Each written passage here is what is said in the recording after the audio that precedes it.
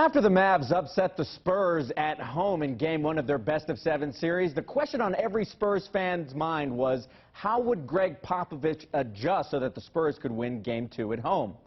Well, Popovich had the easy answer, which was nothing. They executed their game plan in Game 1, except in Game 2, they needed to do it better and for a longer period of time. To the AT&T Center we go. Spurs in a must-win situation against the Dallas Mavericks. Spurs down 1-0 in the best-of-7 series, and they got up to a great start in this one. Tim Duncan working on Aaron Dampier, misses it, gets the rebound, count it, and the foul. Spurs led early, and Tony Parker was running the show. Tony was feeling it from the outside, and he's deadly if he doesn't have to get into the paint to score. But later in the first, he did that just as well. In impressive fashion, jumps through two defenders and puts in the reverse layup. Parker finished with 38 points, and he would have had more, but the Spurs gave him some rest. Second half, the three-point shooters were still hot after Game 1. Michael Finley from way downtown. Bang! Spurs go up 20.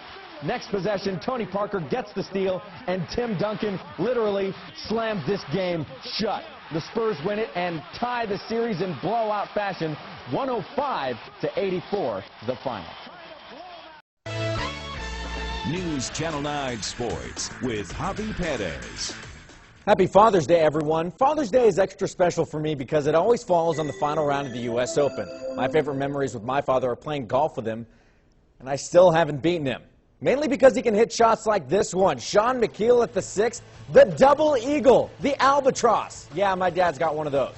First hole, Phil Mickelson from just off the green. Nails the birdie putt to get off to a good start, but he'd fall from there. He finished at 3 over, tied for 4th. Meanwhile, Dustin Johnson made this a wide-open tournament here at the 2nd when he needed 5 shots to get on the green. He'd follow this up with a triple bogey with a double on the next hole.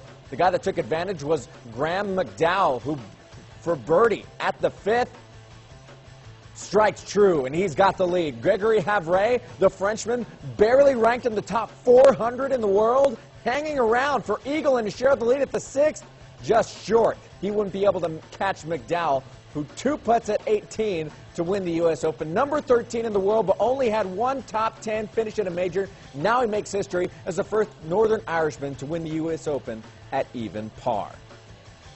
Well, the French soccer team at the World Cup has officially become La Resistance as the team refused to practice today following the dismissal of striker Nicolas Anelka. Coach Raymond Domenech threw Anelka off the team after a profanity-laced tirade in the locker room during halftime of France's 2-0 loss to Mexico, a loss where both goals were scored in the second half.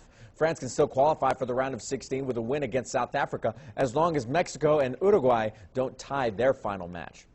On to today's action. Brazil, one of the few World Cup favorites, actually playing like a favorite. This was supposed to be the group of death, but Brazil is making it look easy. Luis Fabiano gets 2 goals in this game, including a beautiful score to make it 2-0. Respect the replay.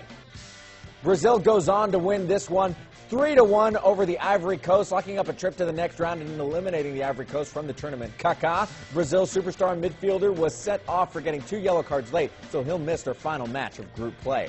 So Brazil looking good as a favorite. Italy, not so good. They played New Zealand today, and Shane Smeltz gives New Zealand its first lead in World Cup history. The one thing you get, though, as a favorite, is the calls. Daniel De Rossi appears to take a dive here in the box, and that leads to a penalty kick, and Vincenzo Iaquinta takes advantage of the penalty to tie it up, but that's where it would finish. New Zealand still alive to advance to the next round, but they need to beat Paraguay in their last match. Today, Paraguay played very well against Slovakia. Check out this goal by Enrique Vera, falling down, somehow gets this one to bend in for a 1-0 lead. Off his right foot, no less. He should get 2 goals for that one. Bellissimo. Paraguay wins it 2-0, the final. We'll finish this Father's Day sportscast with baseball. I have some great memories throwing pitches to my father in the backyard. I love hearing that glove pop and seeing the smile on his face when he threw the ball back to me. Diablos looking to win their finale before going on the road. Down 2-0 in the first. They tied up. Brian Smith drives home a run. Then J.D. Reininger scores on an error. They went back and forth all night in this game. Ultimately, though, the Lincoln Salt Dogs win it 10-9, scoring 2 runs in the 9th to win it.